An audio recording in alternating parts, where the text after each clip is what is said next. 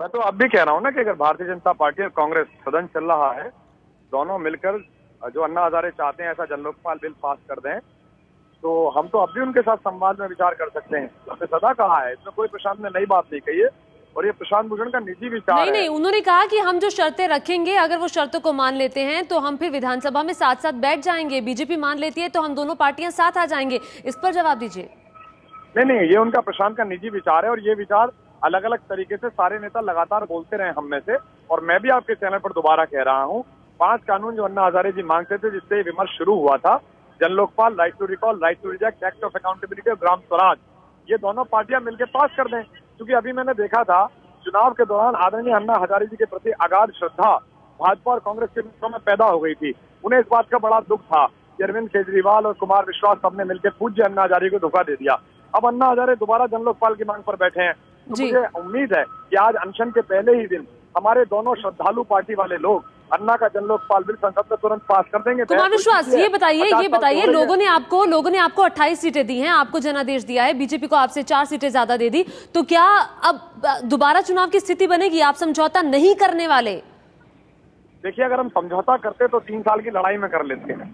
अरुण जेटली जी जब ये कहते हैं कि हमें सरकार बनानी चाहिए, तो मुझे बड़ा आश्चर्य होता है कि अरुण जेटली संवैधानिक मर्यादाओं के इतने बड़े जानकार हैं, वकील साहब हैं, वो 3 सीटें ज्यादा भारतीय जनता पार्टी को दिल्ली की जनता ने दी है। इसका मतलब ये है कि उनकी पहली जिम्मेदारी बनती है कि वो सरकार बनाए और सुशासन दें। और तो आप समर्थन दे दीजिए ना। नहीं, देखिए, आप बिल्कुल चिंता मत कीजिए। एबीपी के माध्यम से मैं देश को कहना चाहता हूं, भारतीय जनता पार्टी की प्रतिभा पर भरोसा करिए। वो पहले भी ऐसा करते रहे हैं।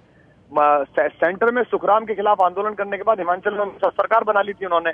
उत्तर प्रदेश में भी उन्होंने लोकतांत्रिक कांग्रेस के साथ ये सरकार बना ली थी। तो जोड़ तोड़ की राजनीति में उनका पुराना एक्सपर्टीज है। तो भारतीय जनता पार्टी के लोगों की प्रतिभा पर आप भरोसा रखिए, वो कुछ ना कुछ करके। मतलब कि आप प्रशांत भूषण के बयान से आपकी पार्टी के नेता इत्तेफाक नहीं रखते, किनारा कर रहे हैं आप उनके बयान से? नहीं, प्रशांत भूषण जी का निजी बयान है, उनका बयान यही है। मतलब नहीं, आप लोग नहीं मान रहे ना, आप लोग इस विकल्प पे विचार ही नहीं कर रहे हैं, वो विचार कर रहे हैं, आप नहीं करेंगे? इस पर अभी विचार नहीं हुआ है। अगर प्रशांत भूषण इसे रखेंगे तो सारे साथी इस पर एक चर्चा करके एक कॉल लेंगे। अच्छा, मतलब आप कह रहे हैं विचार करेंगे अगर प्रशांत भूषण इस बात को रखेंगे आप लोगों के सामने भी? निश्चित रूप से। अगर जब अभी पीएससी की आज दोबारा मीटिंग होगी, कल भी बहुत सारे विचार आए थे, बहुत सारे प्रस्ताव आए थे, अलग अलग तरीके की बातें हुई थी, नवनिर्वाचित विधायकों ने भी अपनी बात कही थी। अगर प्रशांत इस विचार को वहां रखेंगे, यदि उनका निजी विचार है, मैंने तो वो शो देखा नहीं है, तो इस पर जरूर सब लोग बात करेंगे कि क्या कहना चाह रहे हैं और वो किस तरह का फार्मूला डिराइव कर रहे हैं। जी, यानी कि एक रास्ता वहां से भी निकल सकता है अगर वो इस बात को रखते हैं। बहुत शुक्रिया एबीपी न्यूज़ से बातचीत करने के लिए।